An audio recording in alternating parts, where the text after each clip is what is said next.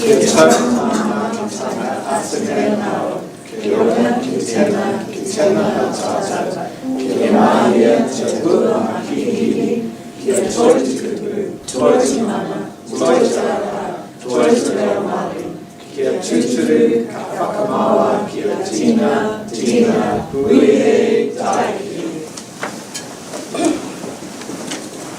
you.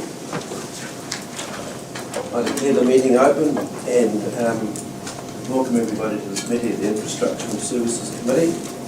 Have any conflicts of interest? No conflict. Apologies. I think we have one from Stella Lennox, Councillor Stella Lennox. I'll move. I'll second. Thank you. Right.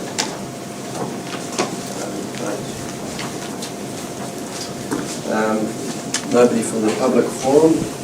And are there any late items? No late items. So we now move on to the infrastructure and assets update. And Maz, I'd like to stand. You can go to the front if you just go where you prefer, Maz. Thank you. Thank you. I'll take it that the report has been read. Yes. I think the highlight probably for the group over the past few weeks will be the NZTA audit, which has just been completed, and we got really pleasing results. And there was particular mention of how well the finance processing system manages the payments. So I think that was a highlight for us. In terms of projects, I'm happy to take any questions that you may have. There's one question, Maz. I wondered, you mentioned in the roading report about one more roundabout has been programmed to be completed in May. I wondered which roundabout that was. It's a very good question. I don't know actually. It's probably unfair to ask you because Kane knows and Kane's not here. So no one else from the roading team here, isn't it? Namatala Roads. Namatala. It is underway. Yeah, I presume it's the one. Okay, thank you. Any other, Gary? Mayor's just looking at the general road maintenance, the 145 potholes and debris addressed. It seems 145 seems a hell of a number, a big number. Is that, and obviously it's good that they're being addressed, but there's, we've obviously got a bit of a problem with potholes. Well, we probably have, but it may well be a bit of a backlog that's been addressed, before we head into winter. X? Hi, thanks, Maz.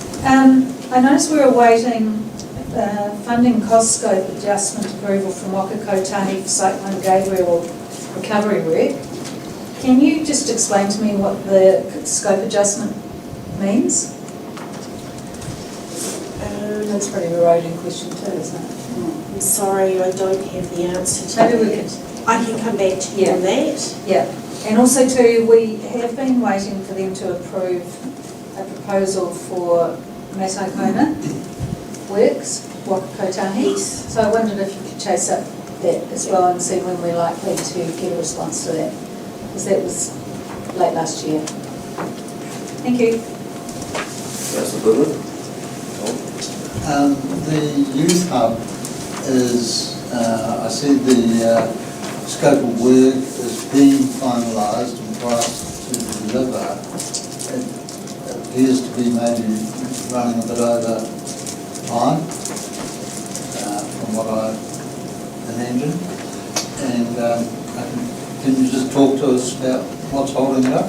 Yeah, I think we can probably call that in. So we're at the point where we've gone back out to the little group of volunteers or people that were going to contribute and assist in some way and get them to reconfirm their scope of work and potential costs. My understanding is that when they originally put that piece of work together. There's been a little bit of a gap in time, so we're just checking that to make sure that we're still in line with budget. Tom? At different subsidy rates.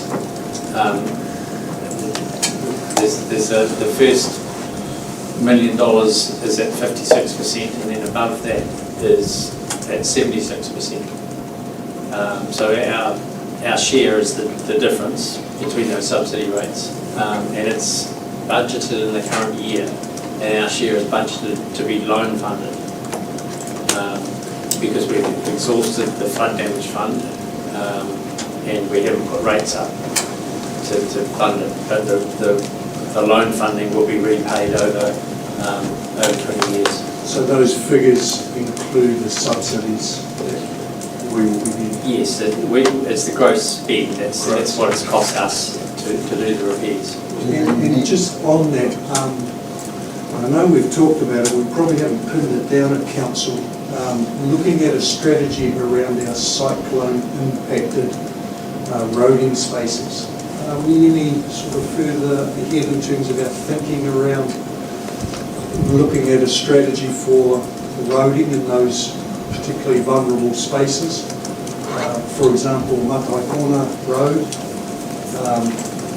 it's an extensive cost for the Masterton district, and for me, if the cyclones keep coming, how do we keep paying for those roads?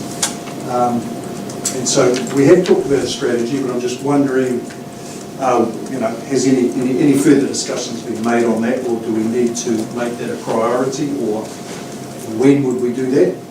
How would we do that?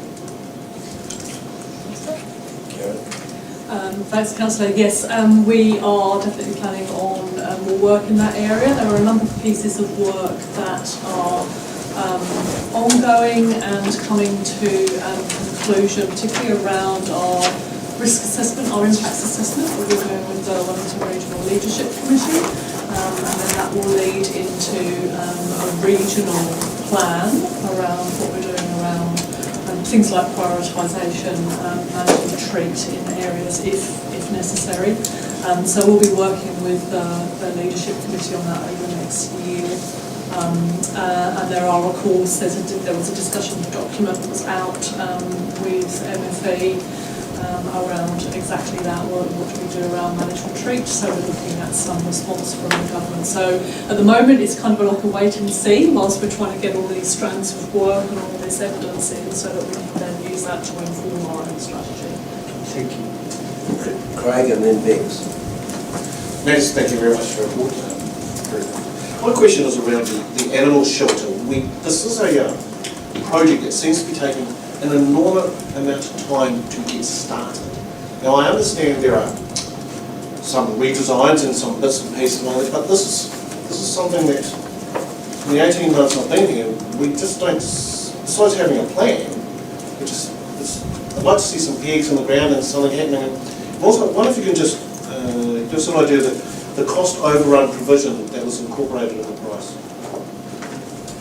Well, thank you for your question. To address that question around the programming, I can't really comment on what's happened up to now, but I can certainly give you assurance that we're going to move with pace, and I have become involved in that project myself, so hope to see some progress shortly. In terms of the cost, look, I don't want to take a stab at those numbers, but I'm happy to come back to you this afternoon with those numbers. That would be great, thank you. Thank you, Bex. Just a couple of things. Following on from Tom's question about Masterton Road, it worries me that Wakakotani may not subsidise the program, and it makes me even more nervous because we haven't heard back from them. So I'd kind of like a plan B. Yes. What if they don't? And whilst it's a bit of a waiting game and there's some national strategies going on, I think we need to probably be prepared. So I think that would be a really good discussion to have. seeing as it's such a big piece of work. And the other thing I just wanted to ask about is the water meters. I know that we're at 95% and we've got an action plan to get them up and running, but and that you were doing the easy stuff first and then the shared meters at the end.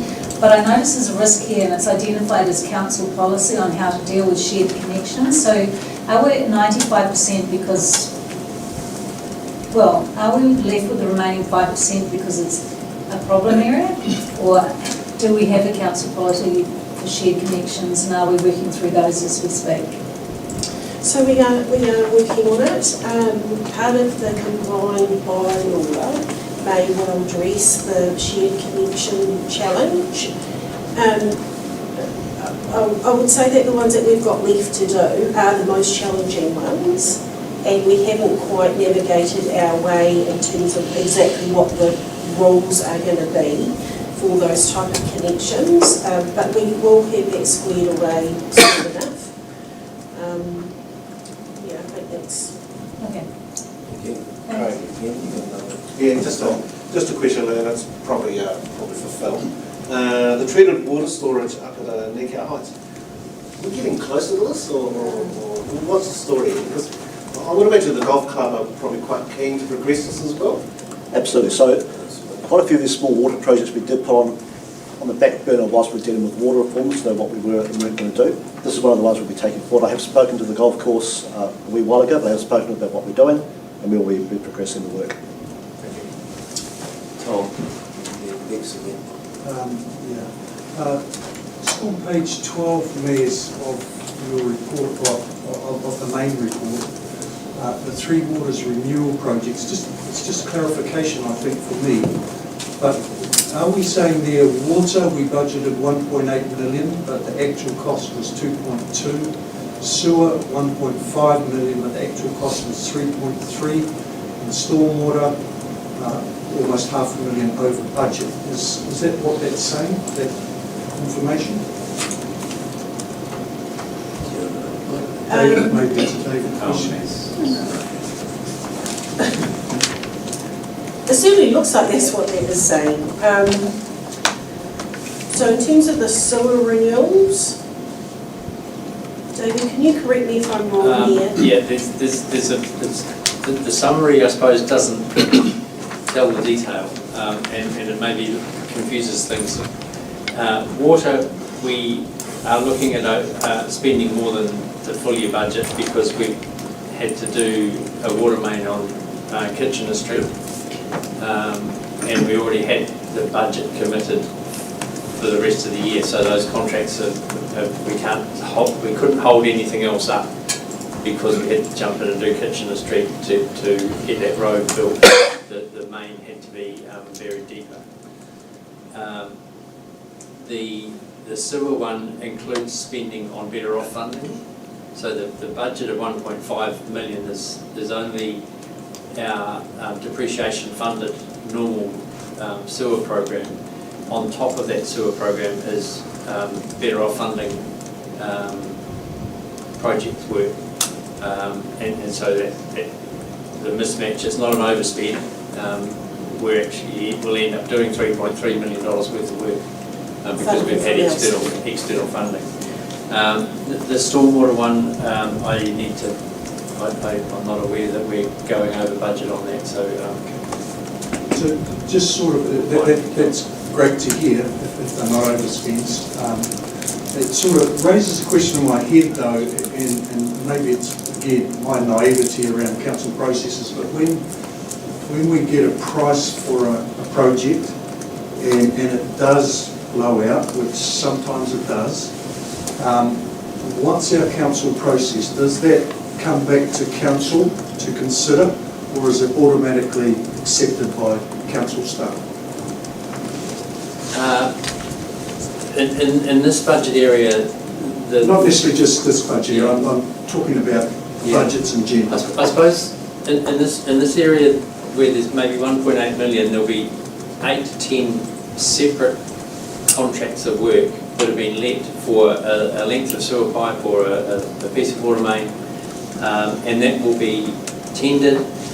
The tender accepted, the price $200,000, and that's managed, and we only accept variations if they're justified. So the 200,000 should be what we pay for the work when it's delivered, and there may be variations that we accept that push it up, but the tendered price is the tendered price. So we're looking to spend the total budget across a number of contracts, and the timing of when those contracts are delivered within the financial year is the difficulty. To say we're going to have it all spent at the 30th of June is difficult if the weather conditions, the traffic management at the moment. Higgins are working on the state highway, and all the traffic management people working at night can't work on council water and sewer main jobs at night. We're competing for resources in that contracting space, so under or overspent in terms of total budget is a hit and miss depending on timing, but we definitely tender and manage to the price of the tender when we're purchasing work. So it's no point in coming back to council to say that there's some variations on this contract when we're managing each contract closely. So you're sort of saying that overall budget you'll work to, and the overall budget is probably unlikely to blow out, but there'll be unders and overs on individual pieces of work. That's right, and it's not a blowout if it's a timing thing. We allowed for it last year, but they didn't get the work done, but we had contracted it and the work's delivered the next year.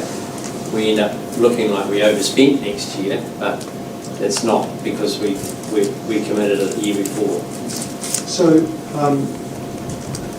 will it be the same sort of, the reason I'm asking is because our ratepayers are facing a fairly hefty rise in rates based on some budget projections.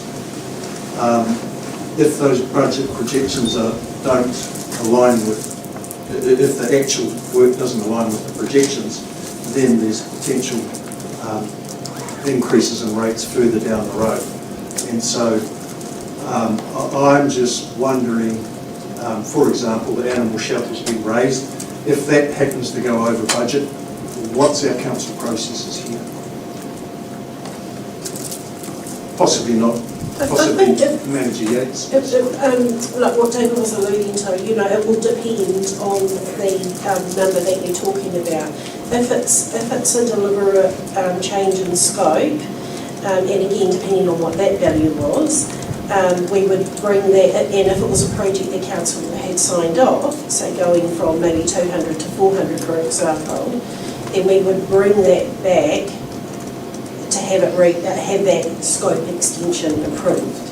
But not 200 to 250? Well, it's a little bit challenging, Tom, because when you have physical contracts, often, you can't stop the work. Well, you could, but the cost of that would be, unpalatable. You wouldn't stop the work and then go to your client and say, look, can we have a variation for that? And then we bring that around the council table. Yeah, we would never get anything done. I'd accept that if it's well down, the job is well down the track. But if it's been monitored along the way, then any variations should be communicated, I would think, and then there'd be an opportunity to come back to council and say there's going to be a blowout. Would that be a fair? I think that's the purpose of these reports, and this is something that we will reshape so that you have a little bit more transparency and it's very quick and easy to see, and I'll be a bit more prepared in terms of what the numbers are telling us. But you understand what I I'm understand what you're saying? saying. Yes. We as council sort of need to know if there's a serious Yes. blowout. Yes. Thank you, Karen. There is a provision in the CE's delegations, financial delegations, around variation to contract, and so within a certain percentage, so that would come within there. I'm just trying to locate it to determine what the actual percentage is, but it's not to my fingertips at the moment, but there is some variation. Thank you. Yes. Thank you. I wondered if I could get an update on the youth hub, because I noticed in here it's supposed to be due September completion. So That'll be a fast job. It'll be a fast job. So picking up and following on from what Maz said there. So we've had an initial meeting with the bulk of the contractors. There was a couple that couldn't make the meeting, and we wanted to do that surety around the price indications that they gave, which is now 4 or 5 months ago. That was a good meeting. So they have come back in the same space. So we're just doing a wee bit extra work to make sure that that is correct, we don't have any variances, and then Maz, as she said, she's leaned in on a few projects, and so we're targeting that spring, September space. Tested that with the contractors yesterday, moved in their chairs a little bit, and that's to do with obviously winter and some of those things that can come into play, but that's what we're aiming for. Right. Oh, thank you, Mr. Chair. My question is around the consents for both Henry Lake and QE2 Park Lake. Can you give us an update? Because in the QE2 one, it's got 2023. I thought that might be a bit of an error.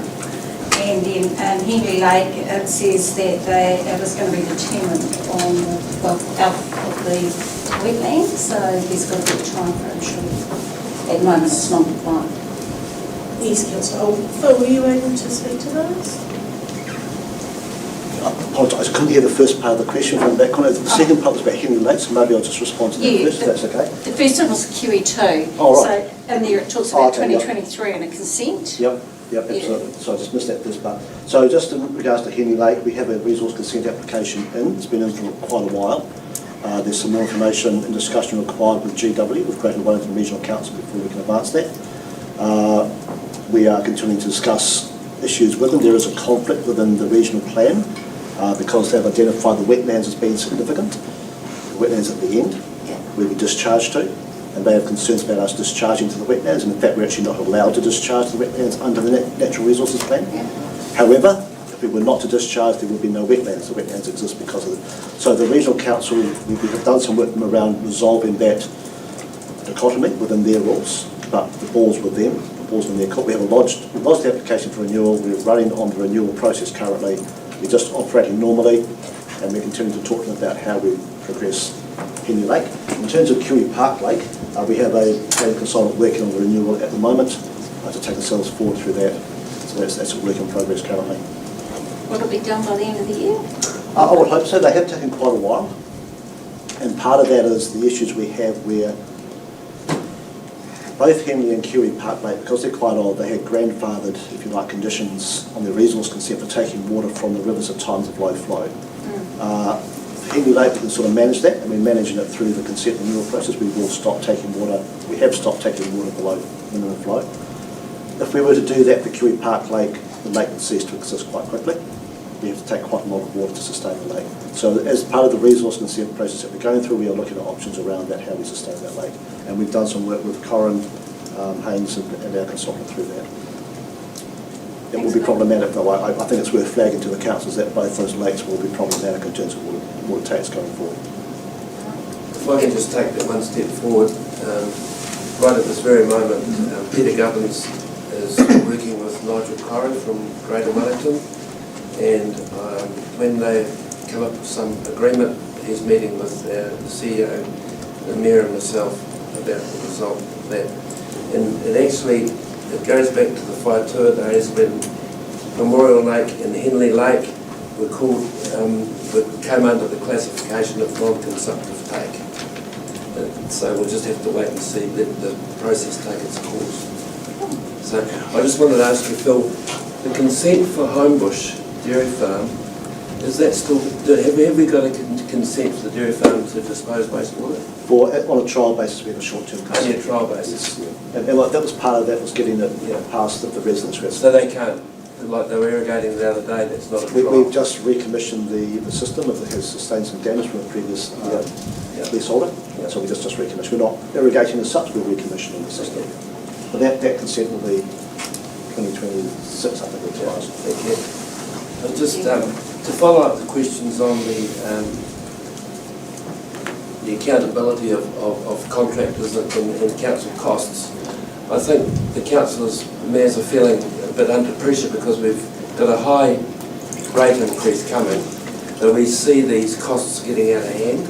I'm not saying out, and we appreciate this inflation and everything else, and we acknowledge the process we go through, but I just wanted to make it quite clear that the councillors are concerned about the costs of the operations in the infrastructure sector and the whole lot. So I'm just making that quite clear. Would you like to make just a little statement about a Peki water race while you're on your feet? I would be delighted to make a statement about a Peki water race. I take your point, David, on you and Steve. So we met with a few of the OPECI Water Race Committee who, a couple of weeks ago, who don't represent everybody in that sort of community, but they were particularly interested in wanting, again, the council to revisit the decision about closing the water race. We shared the council position. I did commit to working with them to look at alternatives, which was what you all asked us to do, so we will do that. And I also committed to inquiring on their behalf with the regional council what any extension might look like, what it might cost them, what it might cost us, just to get a little bit more information around that. Since that time we have received the draft consent and we have shared that with them. So it feels to me like they actually need to go and develop their own strategy and work out what they are going to do. And then we will be happy to meet with them and talk about alternatives and what we could potentially do to help them in that space, even if it is just thinking power and. Thank you. It was a very worthwhile meeting. Marilyn. Not really stay. No. Okay. Kia ora, Ms. Thank you for your report. My question is about contractors, but I really just want to know, take for example the roading renewals and the pavement rehabilitation. There are two that I know of, Higgins and Bolton. Do we have any others in the Wairarapa? Do we tend to get Wairarapa contractors rather than out of town? Yes, I think there is. So the majority of work is tendered, and so it goes to the open market, and we do a scan, and whichever companies are interested in pricing for the work, then they price for the work. It's usually 2 or 3 who are already established in the area, and we use a weighted attribute system in terms of when we decide who we're going to award the work to, but much of that is actually regulated and governed by the NZTA. They kind of set the rules around that, but it is quite robust. I think, where we can, we have local people undertake the work. That's always a preference. Obviously, if it's going to be twice the amount, then, all of those things need to be taken into account. As IGO, a company that puts in tenders? IGO already do, they've already got quite a bit of work that they're undertaking for us in the roading space. And where are they from? I know one of their execs is from Martinborough, but I don't know too much about that, the umbrella company that's at this stage. I think that One Geo are quite a specialised company who do retaining walls and retention of roads.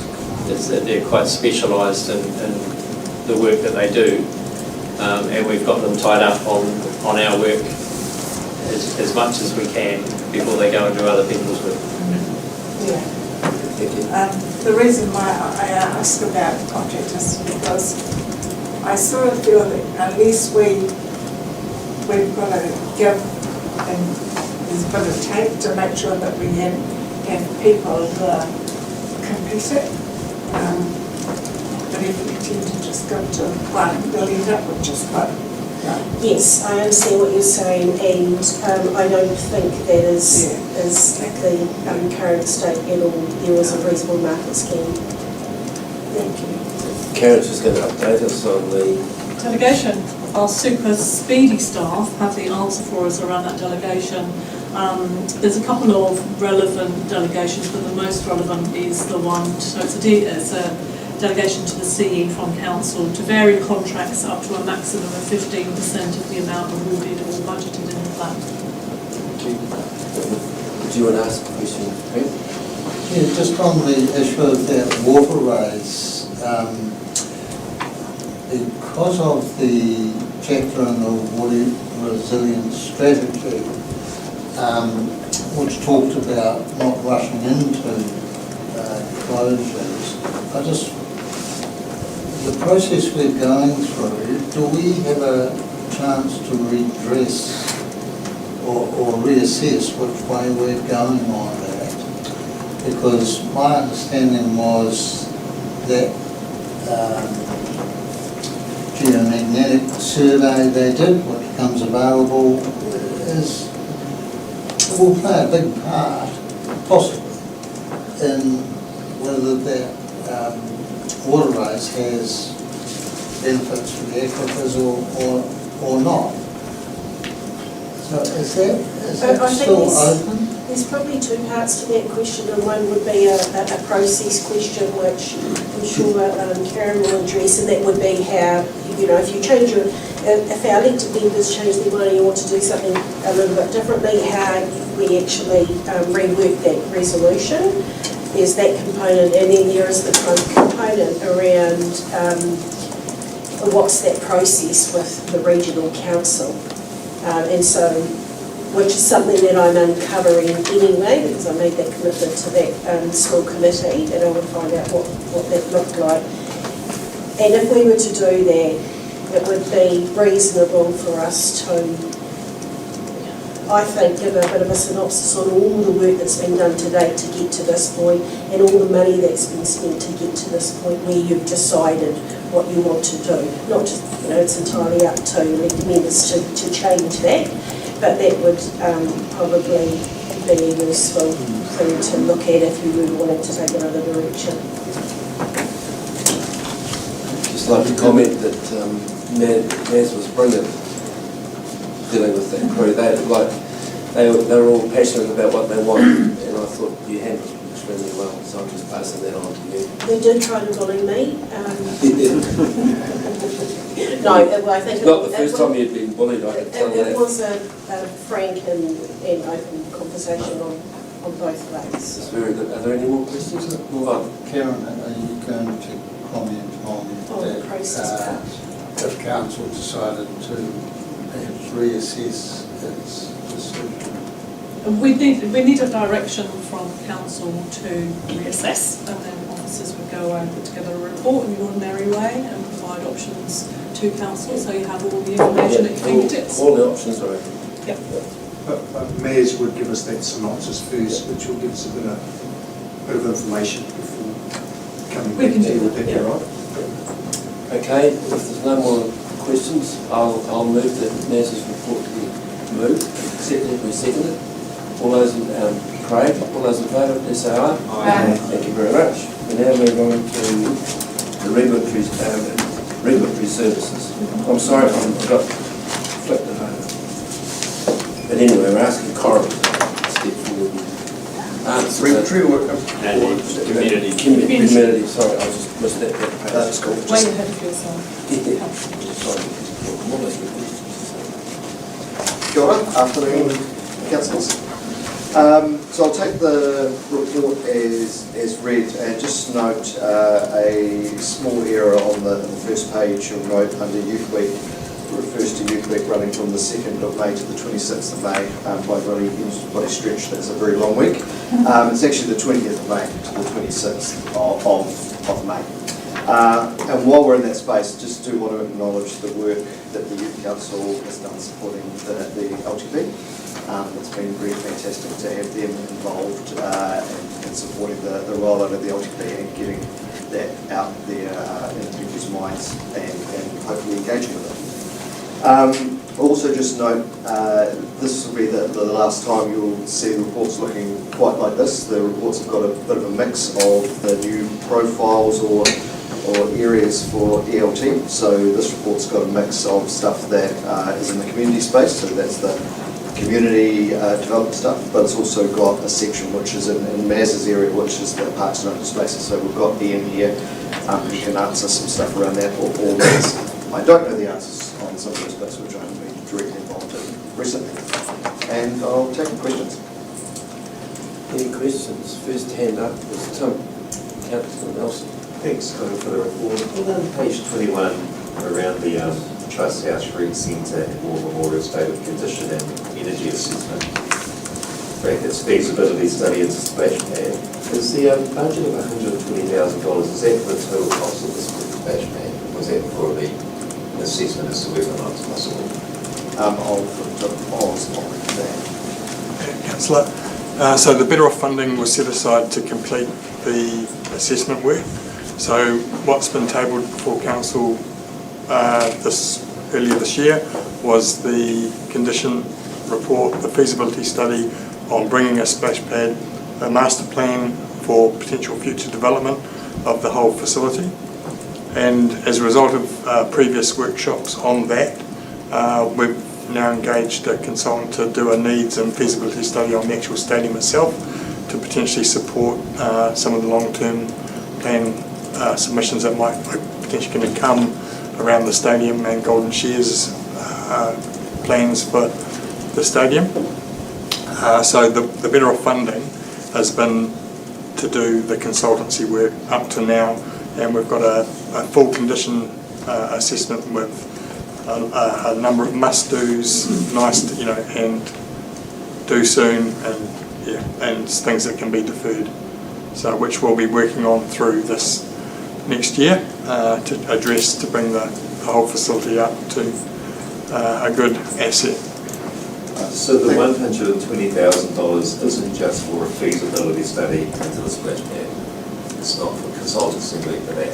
Yep, the money that was set aside was to do all of the consultancy work.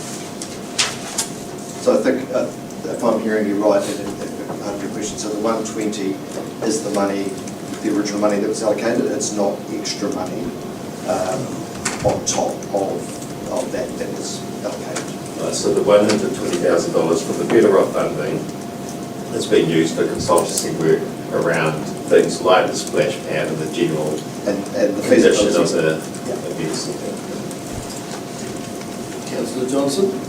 Oh, I just had a few things, not questions really. Statements, is that right? Yep. One was great to see the library numbers, especially to note that they're up higher since 2018. The question I have though, you've got library and archive numbers, and they're in two different places, so I'd really like to see the library numbers separated out, given our LTP discussion at the moment. The other thing, just a correction with the Multicultural Council, they met on the 29th of March and you said their next meeting is the 9th of March, it should be the 9th of May. And just the third thing, great to see Coronation Hall leased, and I hope we all support it. Yeah, set out the challenge. Your worship, council meetings and sweet cheeks. Sweet cheeks. And it'll be great to see that. And it'll be really good once they're open if maybe we could go and familiarise ourselves with the venue. I'm sure we can do that. Well done, thank you. Councillor Goodwin? Just on that, I just wasn't sure if I heard it right, on that 120,000 on the trust centre, is some of that evaluation, did I hear you say it's for work that, for questions that might come up in the LTP that will help address? Yes, Councillor Goodwin. So the balance of Better Off funding that's left in the budget, we've commissioned a feasibility and needs assessment on the stadium to answer some of the questions that came out of our workshop earlier this year, late January, early Feb. which was when the master plan and the condition assessment report was tabled and brought to your attention. So part of the feedback was to look at the stadium in more detail, given that there was a proposal coming from Golden Shears around developing an event space above the stadium onto Dixon Street. So all of the Better Off funding is for consultancy and needs assessment, condition assessment and feasibility. Thank you. And the second part of that query was in the parks and reserves, the autumn planting renovations underway. I just want to, do I have to walk Queen Street and identify the holes again, or will that just automatically, I would hope the contract would be worded so that their function is to achieve a result of green matter appropriate spreading out of all the holes without, running around. So I'll throw it up Ian again because that's in his space. Yeah, Councillor. The autumn renovations have been delayed due to the weather conditions. So there's no point investing in the autumn renovations under the drought conditions. It's just throwing money away in plants that aren't going to survive. So we're just waiting for the weather to break, unfortunately, and once we get into a more tolerable climate where we know that we're going to have a sustainable chance of the plants surviving, and that the full renovation program will be completed.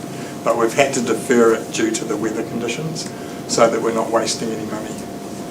I applaud the trying to avoid waste, but my query is for, say, the CBD, which we addressed a year or so ago. Are they going to, is their contract driven such that their job is to make sure every planting provision is planted with an appropriate plant? Or does someone have to go up the street and say, there's 22 holes, can you please come and So it's an outcome focused contract. So they have a regular maintenance program through the Queen Street CBD with all the planter boxes, and when they identify gaps within what's presented or what's survived, then they raise it. We have a weekly collaborative operations teams meeting, and all of those operational matters are discussed and addressed, and ordered works or contracted works are arranged and programmed. Okay, so in other words, it should run itself. Yeah, and it's audited, so yes. So. And I think the last time it happened, it was because someone wanted the CBD, yeah, there was super changed, and so they put so everything there was, on hold. yeah, so again, it's those decisions around making some practical decisions around whether to invest or wait, because there was the CBD revamp to determine. So again, it's, I guess, a practical decision to wait, and then when there was that was deferred, then obviously we got in and addressed the gaps. I'm very pleased to hear that, because those sort of deferrals, sort of second guessing in a way what the future holds, always worry me, where you're talking a trifle amounts of money. If they're nipped in the bud at the time, excuse the pun. Excuse me. Okay, good horticultural reference. Okay. Thank you very much for the report. Douglas Villa Football Club. I see we've got a few delays with access ramp. Can you just give us an indication, is there any more work to be done at Douglas Villa? It just seems to be this never-ending flow one way. So I'm going to have to throw to Ed again because we've got the latest state of play. Councillor Bowyer. So the delays in the project haven't created any more expense. Fortunately, our contractor has been able to pivot and has sufficient other works. There have been issues with supply, so initially the beams that were ordered, they were supplied as H1 grade when they were meant to be H3 grade, so all that these sorts of little hiccups have created these delays. and which has had an impact on the start of the soccer season and access to the club rooms. Fortunately, with support of Shane's team, we've been able to negotiate restricted access for the start of the season to keep the club operational to a degree. So at this stage, the club have got their own interior renovation work happening within the changing areas. There is, I think, one more piece of work to occur in the next financial year, which is around just fixing up some of the shower floor surfacing, which is very, very dated old concrete and is pitted quite considerably. That's the last piece of work that I'm aware of. But yeah, the ramp is hopefully now on track to be open in early May. Thank you. And just, I suppose, just to follow up on that, just to acknowledging in the LTP, one of the things in the proposal for the LTP is around the sports facilities strategy, and the intent is that if that goes through in the LTP, that's the first piece of work that would happen, and that would then inform any future decisions council might make on what it spends on sport facilities or new facilities that it might develop. Yeah, on page 20 on the sports buildings, and probably it's for you, I guess, is that I noticed that the old tennis pavilion at the park is going to be demolished because of asbestos.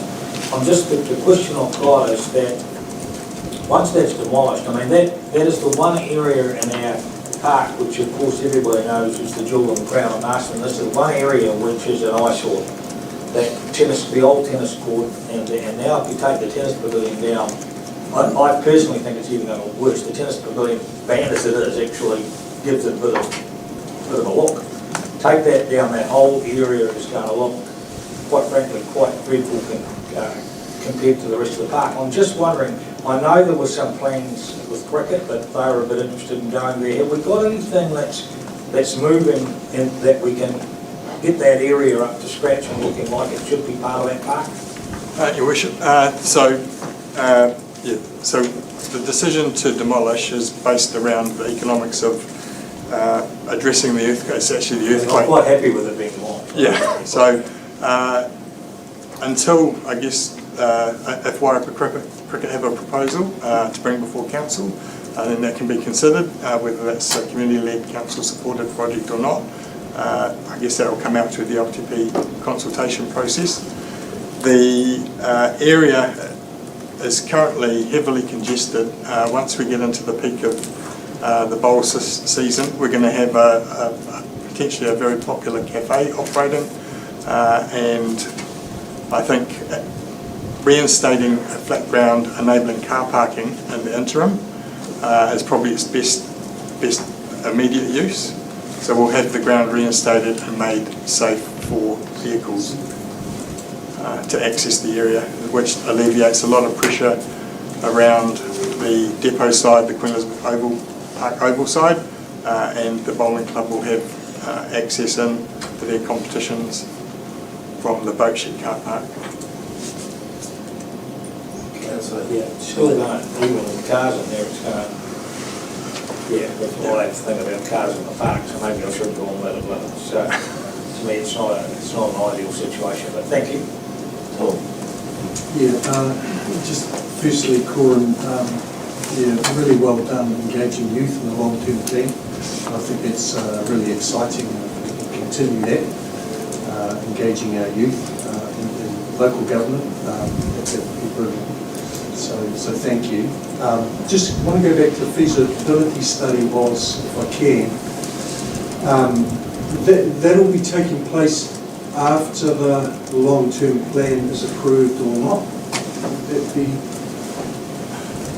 So the stadium component, that's been commissioned within the last few weeks. So we envisage that to start early May, and then it potentially might not be ready for consideration by the June deadline. That was really what I was interested in. Unfortunately, I don't think we're going to have it to help. Just a thought in my head, and perhaps others, if the town hall, if the option, if it's decided that we demolish the town hall, will this feasibility study look at Memorial Stadium as a possible, given what's planned for it, but as a possible town hall or events venue? And has that been considered, I guess would be my question. I don't think it's been factored in as part of the Civic Centre Town Hall part of work, but in regards to the existing master plan and condition feasibility study that you've received, it does feature within the narrative of about the stadium part within that report, and it does highlight the benefits that an event space linking the upper level to the other meeting rooms and what it would bring to the stadium has already been commented on. But yeah, when it was tabled, there was a desire to learn more about what the stadium could be developed into. Thank you. You don't need to stand. A couple other questions. Just great that we've got a tenant in Coronation Hall, but tell me if I'm wrong. We've put a commercial kitchen in, taken one out, put another one in, taken one out, and got a smaller kitchen in there now, and we've gone back into a catering business in that space. Is it likely they're going to need a commercial kitchen? The successful tenderer has assessed the building. She is happy with what has prepared. We've downscaled what was offered due to us moving away from that full-blown restaurant cafe style approach, and we wanted to make it, I guess, open to a wider market because of the difficulties in previously finding someone to tenant the place. And we've found a happy compromise. There's only been one removal, and that removal was required because end of life of appliances, and there was a memo tabled around the cost it would be to reinstate it back to that full commercial standard, and that was in the high 70s. So the decision to scale it back and still operate it as a functioning semi-commercial kitchen has still been achieved. Thank you. And just one more question, Mr. Chair. Probably for you, Corin. Fantastic numbers in the library. I'm just wondering, any comparisons with the last couple of years in terms of those number of visits? So we're definitely tracking up, and that's been the most pleasing thing for me, and we'll pull those numbers out in terms of the archive and library, so you've got that comparison. But what we saw immediately after COVID, obviously, as everybody did, was a drop. And we've been watching to see that climb back. That climb back is happening, and we're tracking with those combined numbers to be at a level of equivalent of about 2016, 2017, 2018 in that space, so in that pre-COVID area, which for me is a good place for us to be. But yeah, we'll give you those numbers in terms of separation so you can also understand what that is. And just one last question on the library. How do you work out the average time spent there on each piece? So the counting software basically tracks people walking in and people walking out, and then does a division in effect by the number of that. So it calculates an average time based on how many people enter, how many people leave, and therefore roughly how long they must be spending. Yeah. Thank you. Karen, do you want to answer? Yeah, sorry, just going to follow up on those usage numbers. They're quite helpful for the long-term plan consultation, so we'll put those as part of the FAQs on the website. Three things I want to compliment you on. The youth council that's already been talked about. The Masterton fund that you put out. But I find that One Book, One Community really interesting. And I guess I want to thank us as trustees trust for supporting it. And I wish I'd known about it. I must have looked at the advertisements. We can certainly make sure we get better information about those sort of things happening soon. So we and I mean, first of all, obviously, it's fantastic of Masterton Trustees Trust and other agencies but also it is a great initiative, and it happens all around the world, and it's a really good way of kind of bringing people with an interest together and around a New Zealand author, and putting it in a place where people have got an opportunity to both talk about the book, meet the person, and also engage in other stuff. And it was great having it out of the winery as well. Just on that, I see you've got external funding for Victoria Park as well, which is great. We always like that when other trusts help us. And the other thing I was going to mention escapes me very quickly. Sorry. No, it's gone. Sorry, I'll come back to it. Gary. Oh, yes, sorry. Nice. Hang on, Gary. I understand the library sends out a regular newsletter. Do you think it could come to councillors? I'm sure it can. Yeah, I think that would alleviate that problem. That would be good, thank you. My question is really quick, Lauren. It's just simply on the school holiday program.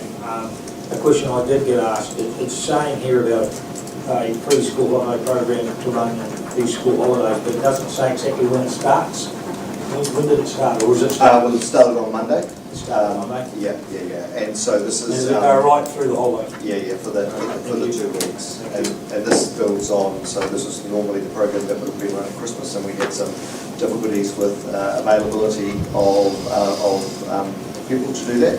So the team worked hard on getting the program in place for these holidays and reached out to those families, and it's great that that works hand with Pacifica. So it's a great outcome, I think, both in terms of working with the community and Terrific, thank you. Just to follow up, so the families that were going to go in Christmas, have those families been reached out to? That's my understanding, yes. That was one of the key things that the team were going to do first. And Kelsey, they were reached out to see whether they were still interested, wanted to be involved. Thank you. Is that possibly going to be another opportunity for Pacifica Wildlife Trust? Like, is there an opportunity moving forward as well, do you think, if this works out well? Yeah, potentially, yes. I mean, it's been an interesting experience for the team, right, in terms of actually putting something like that together and having the organisations in the community to support you to do that. That's been fantastic. So, yeah, if it works well, we need to explore what that looks like, but yeah. Great. Thank you. Any more questions? There's no more questions. Would someone like to move that the Infrastructure and Services Committee receives the update from the community team, the key projects and summary of progress since the last moved by Gary Patel, from there, seconded by Bex. All those in favour, please say aye. Yeah. Torrin, thank you very much, and I'll let you continue with your next little. And so, thank you. And just to note, as a follow-on from the previous one, this report is a combination of areas that are now in Karen's space and my space. We've got Terry and Shane here from the relevant areas as well, and Christine. So if there's any detailed questions that neither Karen and I can answer,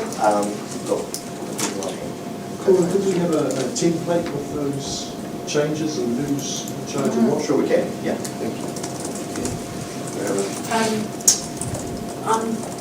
My question, the first one is about impact fund programs. Could you just refresh my memory about how we have in the Masterton circle business area? Yep, that'll be a Shane question. I can't remember off the top of my head, it might be 88 something like that. And were they all notified at the same time, or? As they were identified, they were notified, to be honest. When did it start? Well, probably would have started back 2017, notifications would have started going out some time past then. This is the 7th year. Sorry? This is the 7th year? Yep. That's my question. Any other questions on that? Yeah. Gary? On page 30, just a comment really on the parking on the footpath. I'm absolutely delighted to see that, because I personally have had a number of comments in the last few weeks from people, particularly in Lansdowne, regarding the fact that people parking on the footpath. And as a pretty keen walker, I've seen it myself, and it seems to me to become a bit of an epidemic in some parts of Masterton. And I think it's really good that this been pointed out here, that there is in fact a penalty if you do get caught. And I just think that people who do this should take notice of the fact of what the problems it does cause for people with mobility scooters and wheelchairs in particular, or anyone with a vision impairment. And those are the people who are saying to me that they're finding more and more that this is happening in Masterton. So I think it's really good that is in that report. Thank you. Thank you, Worship. And having taken a drive around town with Terry, it's quite interesting in terms of that lens, what the team see, and awareness of those bylaws and some of those things that perhaps we don't necessarily notice in our day-to-day life unless we see them. And yeah, I've always been conscious, and also through the work we through facilities and open spaces around our footpaths, impediments, people with mobility issues, and certain parking and on footpaths and stuff also creates that hazard. I have a question about noise. The environmental health team noticing an increase in complaints. Is that between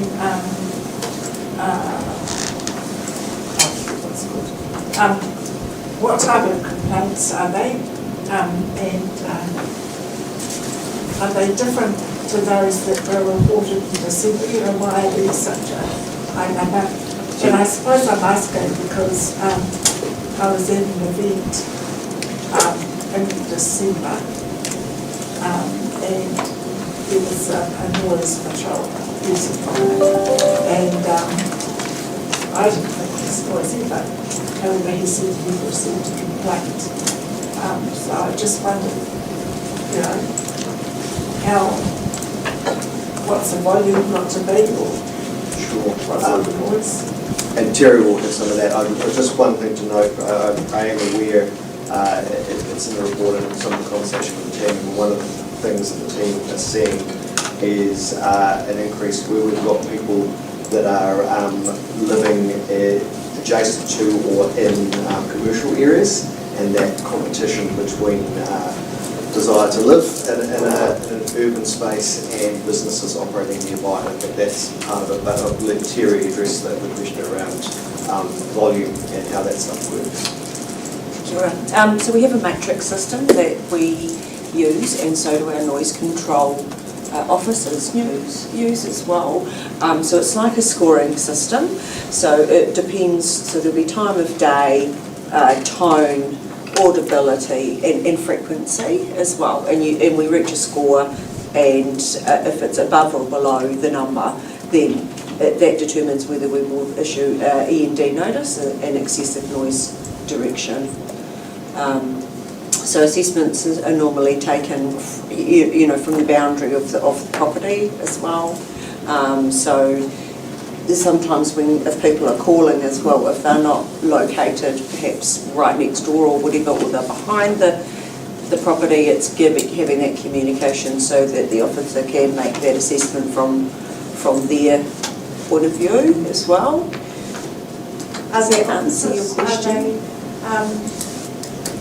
Are they part of the workforce, or are they contracted? So during the day, an environmental health officer will attend the noise complaint after hours and on the weekends, unless they're tied up with other work and they're not available. Otherwise, we will have contractors that do attend, but we do consistency training as well.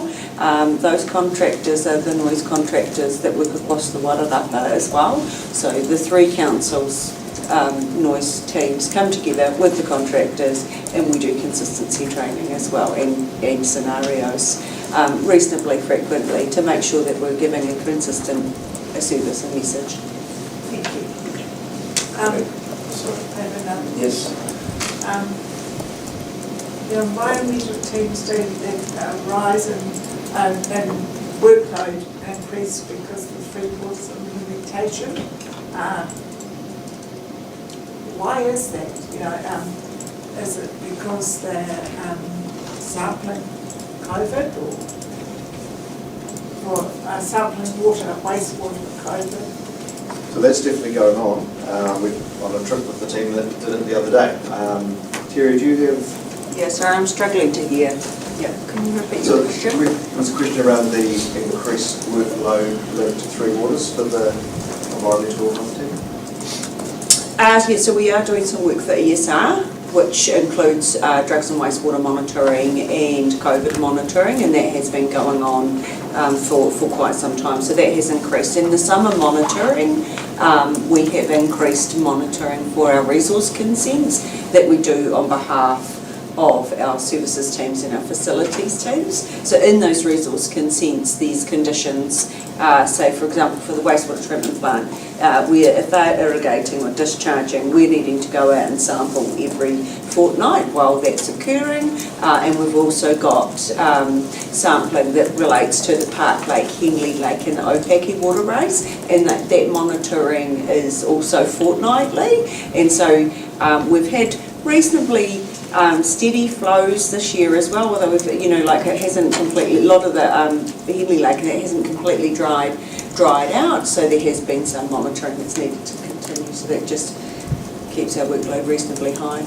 Have you noticed an increase in the COVID responses to get out water now to what then we were in the height of COVID and when we were locked down? No, I think that if you can go online and have a look on ESR as well, and I think it's a good indicator though, and it shows who's actually reporting when they've got COVID and who's not, there's a correlation on the number of reports as well that are made.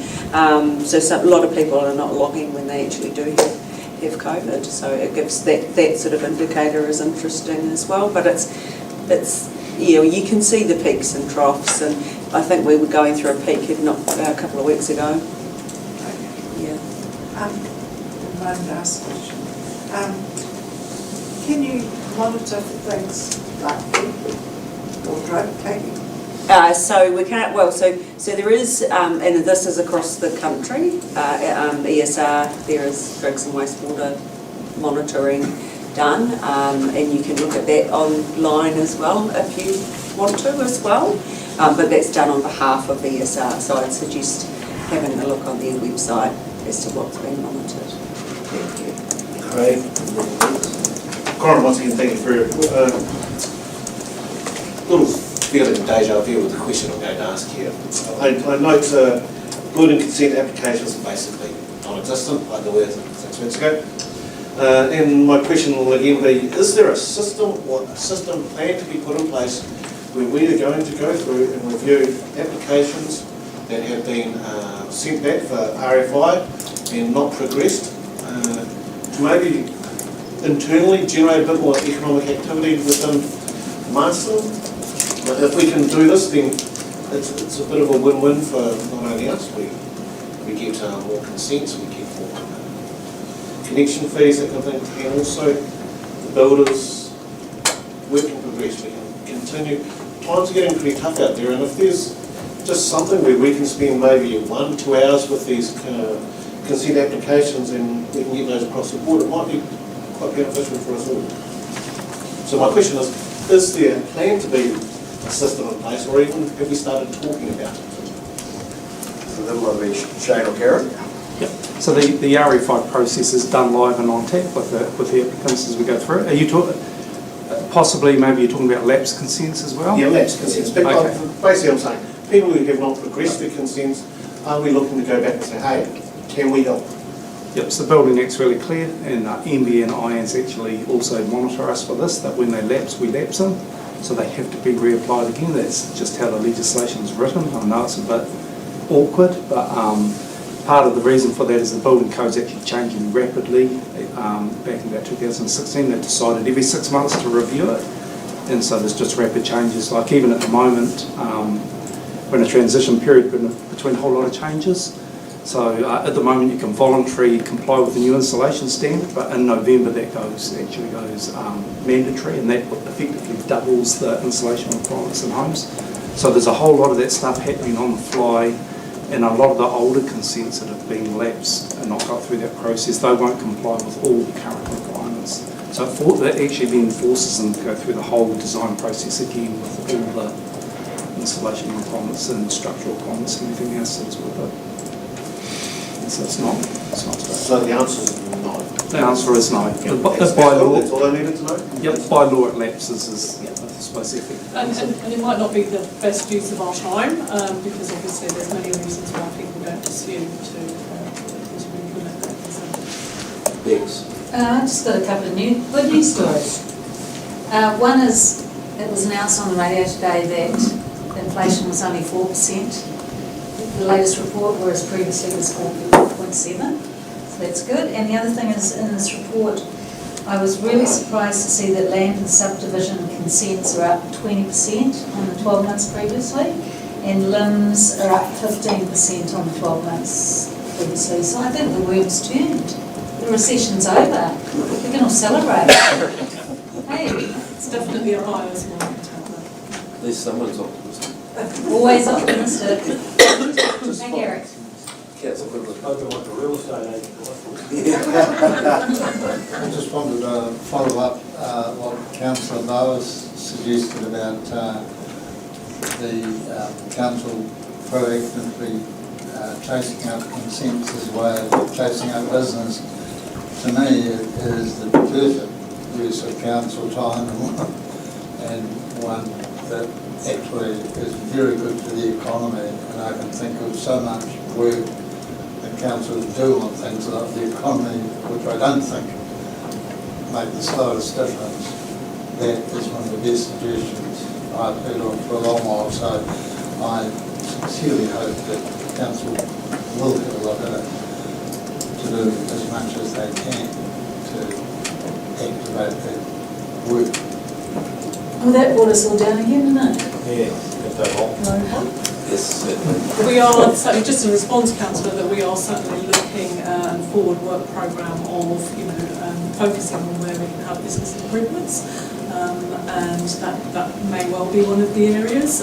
We may need to then employ more staff in order to do that, so we will come back and provide that information to you on what steps are appropriate. And possibly it's that when conditions are quiet, the staff, existing staff, they've got the time to do it. So it could be a very good balancing act. We will certainly prioritise our work. We could bring in some consultants, Brent, if you want that work done. Probably Only guy. probably not a bad moment to mention too. I mean, so internally we've been working on a piece of work which we're calling Taking Care of Business.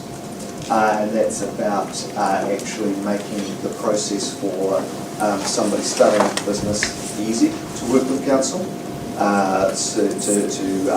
have a single point of entry and then control around the inquiry so that all the pieces to the inquiry are dealt with efficiently and quickly, so there's no surprises to them, and really taking that customer lens on it, because we're very aware that often somebody says, I want to start a business, but actually there's a number of things. It's a food-related business, there's potentially resource consent, there's food consent, if there could be an alcohol licence, there's a whole lot of pieces. Piece of work that Terry identified, and that's been great to actually for us to work on that. So that's one of a number of things we want to do to actually make it easier for businesses to start up, develop, and council support them as we can to get through the stuff they need to so they can actually operate. I've got two small items. The environmental court case with Mount Munro, what's it going to cost us? And do you know at this stage? Christine? Councillor, it probably, the cost goes back to Meridian in terms of any of the costs for the processing. At the moment, it's just our officer time to attend the meetings, to assess, and that's part of the application fee that they have paid. But beyond that, we do charge them if it's beyond the fees that they have already paid. Okay, thank you. And the other statement, stock on rural roads. At this time of the year in these dry summers, it's always a problem. and all of, you know, particularly after last winter, when a lot of fences were wiped out, you know, I can understand there's more stock on the road. Is it mainly rural areas, or is it around town, or is it just across these? It is mainly rural areas, but repeat offenders, if we are needing to attend those, can expect an invoice from us for having to drive those stock and make sure that the roads are safe. Thank you, that's good. And obviously, I mean, yeah, one of the big concerns for the team there is around safety, right? And the fact that if stock is on the road and somebody has a collision with that stock, and if there was a fatality, the owner of that stock well, they're liable. So we want to prevent that happening in the first place, and that's why the teams Fully understand and support the team as well. No more questions. The recommendation is that this committee receives the update from the Building Control Services, Consents and Planning and Environmental Services teams. Can I move for that, please? Craig, and second is Brent Goodman. All those in favour, please say aye. So if there's no, thank you very much, Karen. Right, if there's no further discussion, I'd like to declare this meeting closed. And we have the karaoke.